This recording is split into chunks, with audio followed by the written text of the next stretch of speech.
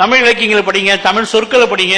நிச்சயமாக நீங்க எந்த நாட்டுக்கு போனாலும் அங்க இருக்கக்கூடிய அந்த தமிழ் கூறுகளை உங்களால அடையாளம் காண முடியும்.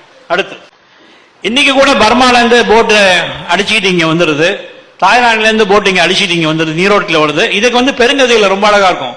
வடக்கடல்ல இடப்பட்ட ஒரு கடி தெற்கடல்ல இருக்கிற துறையோட சேர்ந்த மாதிரி பதிவு பண்ணிருக்காங்க. 2000 வருஷம் முன்னே கடல் நீரோட்டத்தை பதிவு பண்ண ஒரே இலக்கியம் தமிழ் இலக்கியம் தான். அடுத்து ஆஸ்திரேலியால இருந்து கலிபோர்னியா இருக்க தமியனுக்கு போகக்கூடிய ஆமைவெளி 1 வருஷம் ஆகுது போறதுக்கு, திரும்பி வர்றதுக்கு 6 மாசம் ஆகுது. அடுத்து இது ஸ்பெயின்ல இருந்து வெஸ்ட் இண்டீஸுக்கு போகக்கூடிய ஆமைவழி. அடுத்து இது கலிங்கத்திலிருந்து இலங்கைக்கு வரக்கூடிய ஆமைவழி. அடுத்து இது பசிபிக் கடல்ல தமிழர்கள் போனதுக்கான சாட்சி. எத்தனையோ ஆமைவழிகள் இன்னைக்கும் இருக்கு. இன்னைக்கு எத்தனையோ பழங்குடிகள் அங்க தமிழ் பழங்குடிகளா இருக்கிறாங்க. இந்தியா முழுக்கும் இந்த ஆமைகள் போற இடம் இன்னைக்கும் தமிழ் பேர்ல தான் இருக்கு.